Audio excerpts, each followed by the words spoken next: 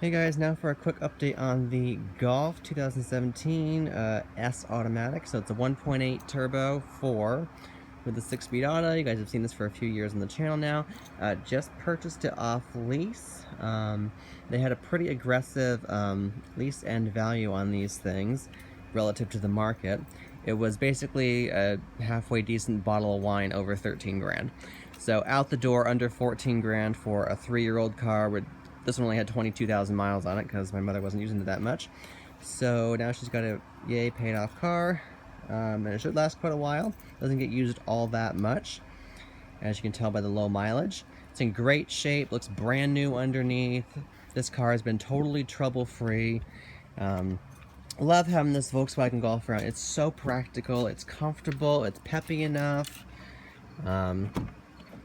I don't know, I can't really fault it for what it is. It's a great, practical, peppy little car, and you can fit a ton of stuff in it. Very comfortable, very high quality interior, all these soft touch materials everywhere. I love this fake aluminum brushed kind of look. It looks way nicer than the stuff they stick in the SEL models, which is just piano black, which is just going to get scratched up and look like it has dust over it constantly. So the S and the SE have the nicer trim inside, plus it contrasts a lot nicer with the black. So despite being an S, the interior is really nice. Still has leather wrap steering wheel, paddle shifters. I'll take it for just a quick spin. You guys have all seen, the Golf before and Golfs in general. If you're a Volkswagen fan, you might be. I suspect if you're subscribed to me. But anyway, let's just start her up. And it starts up fine, as usual. And we'll just go down the road again, just like we just did in the Accord. You can check out that video if you want, if you happen to like old Hondas. That's a nice example of one. It's only got 60,000 miles on it. I know I complained about the seats, but again, your mileage may vary with how you find the seat comfort in the 7th Gen Accord with leather, but they do not fit me. This car is way more comfortable for me.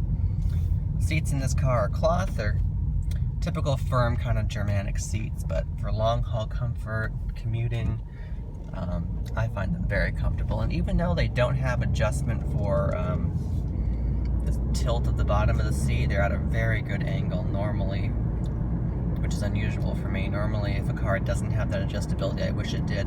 This is not one of those cars. I can get very comfortable in this vehicle. I really like the 1.8T. I do find it to be a little more refined and have a nicer power delivery than the 1.4, and it's not that much more thirsty, so I really prefer this engine. Pairs nicely with the 6-speed auto, which is great for just being a slush box.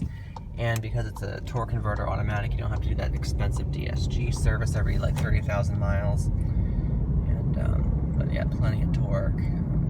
Yeah, just coming out of that Honda Accord. No, they're not comparable at all. This thing definitely feels a lot peppier. Gee, I wonder why. It's a more powerful turbo car that's smaller and weighs less. But anyway, let's see if we can avoid hitting all these stupid children in the middle of the road. It's starting to sound like Bill from Auto Europe in Naples or Auto House in Naples. I swear to God, you little shit, I'm gonna kill you. Morons. Where the fuck are these kids' parents? Christ's sake.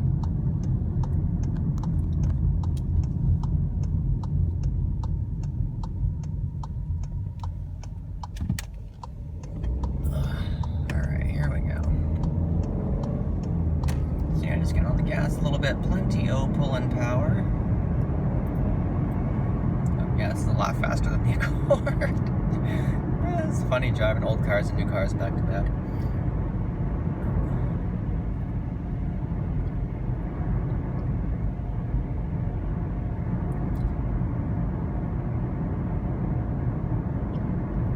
Yeah, for a turbocharged car, great power delivery, absolutely great power delivery. Lower powered turbos tend to give you that because they don't have as big of a turbo to spool up. So down low, you don't get as much turbo lag as you would in a very heavily boosted car. So that's nice.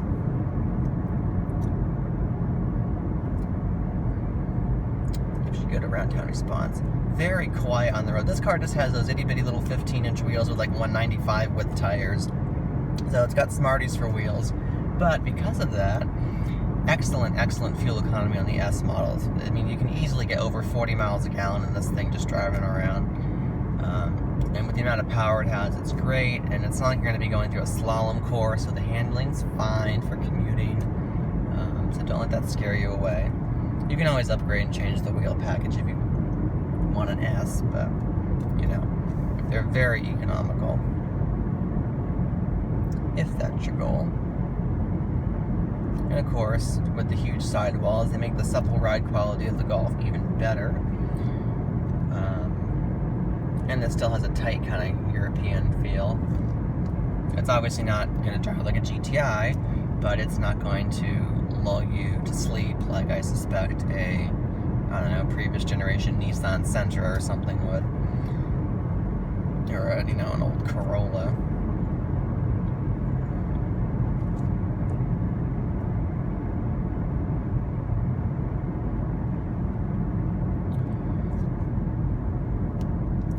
Stole my turnaround spot. Okay, we'll just make this video a little longer without crashing into them.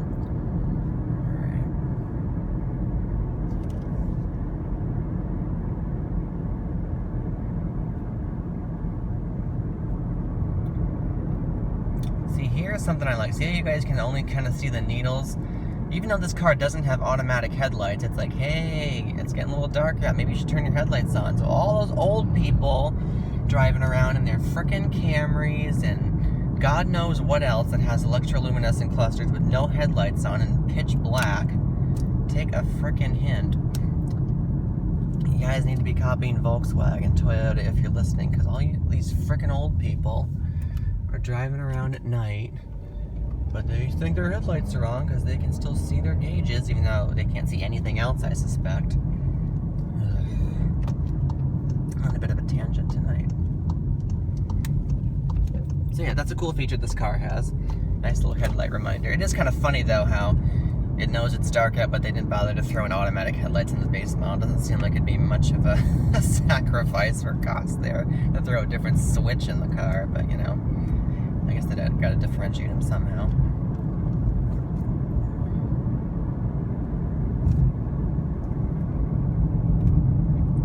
Luckily on this road there's no freaking kids riding around the middle of the road with their death scooters.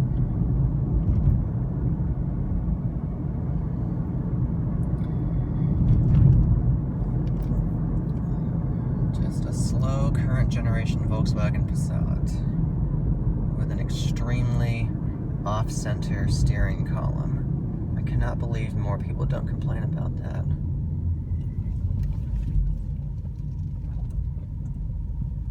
Alright, let's not throw the car in a ditch. And we'll head on back. Alright, I'll cut it off there. Thanks for listening to my rambling. Love the Golf. And I'll have more videos coming soon. I don't know who the hell knows what. You guys know I've just been winging it for the past 11 years and hoping you enjoy it enough. And it's been going well so far, so I'll probably keep doing that. Take care.